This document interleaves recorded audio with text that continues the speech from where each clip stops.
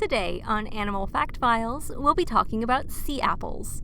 For more facts on other animals, don't forget to hit that subscribe button. Sea apples were requested by YouTube user Rolfuelg, and I hope I'm pronouncing that correctly.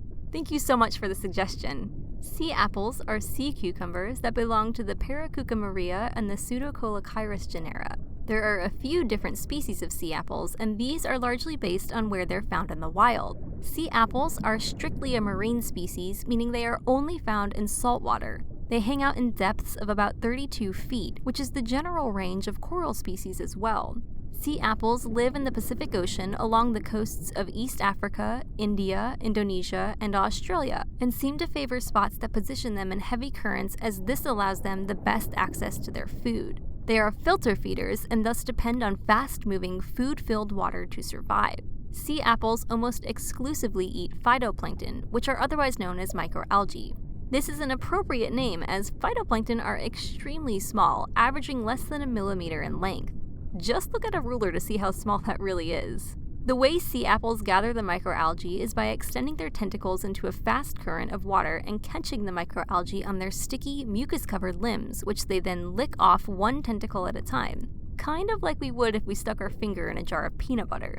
Phytoplankton are too small to swim against the current, so they are at the mercy of the water in which they live. This is why sea apples seek out places with fast currents. More moving water means more food to collect. Based on the sea apple's body structure, it might seem that they are immobile, but they can actually move, albeit slowly, to these optimal food-gathering locations. Sea apples tend to catch their food at night when they're less at risk of being eaten themselves.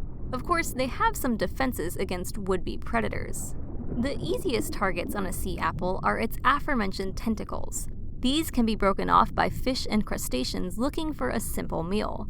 To counteract this, sea apples only release their tentacles while eating. If still under attack, sea apples have two other means of dispelling advances. One you've probably heard of, and it involves them expelling their organs from their body. Accompanied with this, they can also release a toxic substance called holothurin, which can cause fatality to assailants.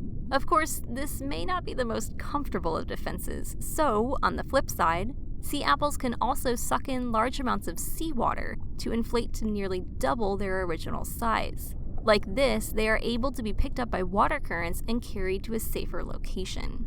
Speaking of double their original size, sea apples are typically about 7.5 inches long. They're kind of squat and sausage-shaped when relaxed and look like an inflated balloon when in that water-filled defense mode. Sea apples get their name from their vibrant colors that often come in shades of bright red and violet. Their tentacles can appear bright yellow as well as white and soft shades of lilac.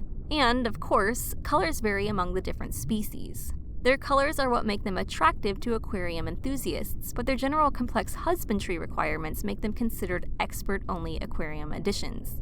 In the wild, they may live longer than a decade, but many captive-kept individuals die before they reach even 3 years of age. For more facts on sea apples, take a look at the links in the description. Let us know what you think about sea apples in the comments. Thank you so much for watching, and be sure to give a thumbs up for more Animal Fact Files.